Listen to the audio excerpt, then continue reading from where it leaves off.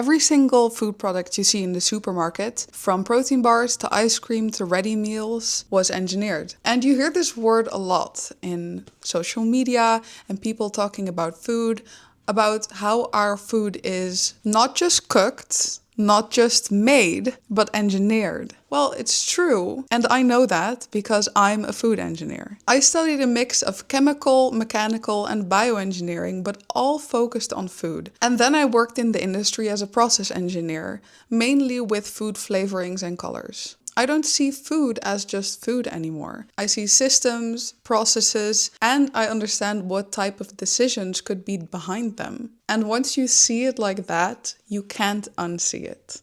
So, what is a food engineer?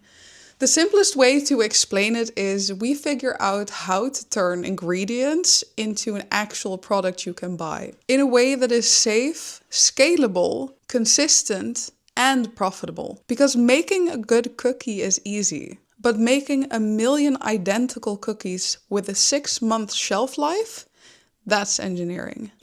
So first, the chemistry. It's why toasted bread tastes different than plain bread, and why sometimes when you put your ice cream in the freezer, it turns to crystals, but you'll never get a frozen block. And why salad dressings that you buy in the supermarket don't separate like the ones that you make at home.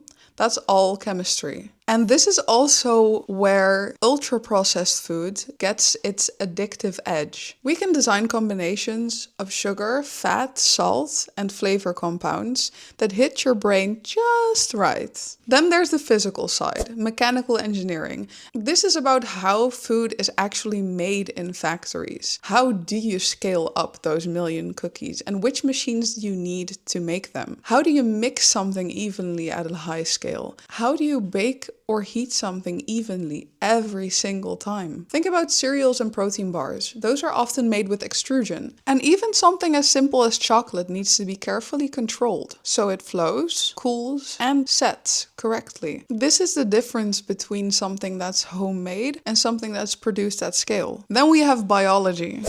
And this is where my colleagues in the quality department know a lot more than I do. In production, we also need microbes. Some give us yogurt, some give us cheese or sourdough, and some are not so amazing, and we would rather not have to deal with them. And that's where things like pasteurization, controlled storage, packaging, and sterilization come in. Packaging isn't just a container in the food industry. It controls oxygen, light, moisture, all things that can affect how food degrades over time. And then there's process design. And that's something I have the most experience in. How do you turn this idea and turn it into something that can sit in the supermarket for months? How do you make it cheaper, faster, more consistent? And sometimes, how do you make it more craveable? So when people hear food engineer, they often think it sounds a little bit weird or scary. And someone in my comments said that they feel like it's kind of dystopian, which I can agree with.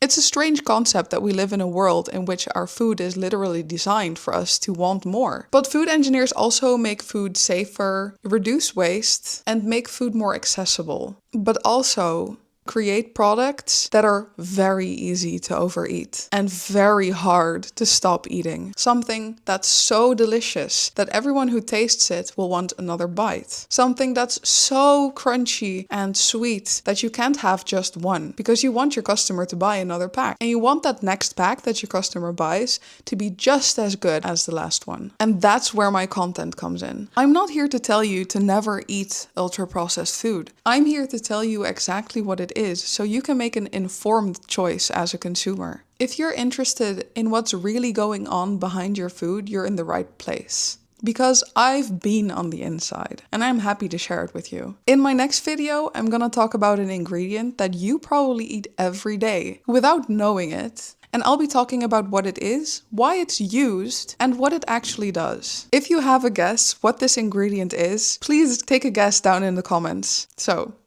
see you in the next video. Bye!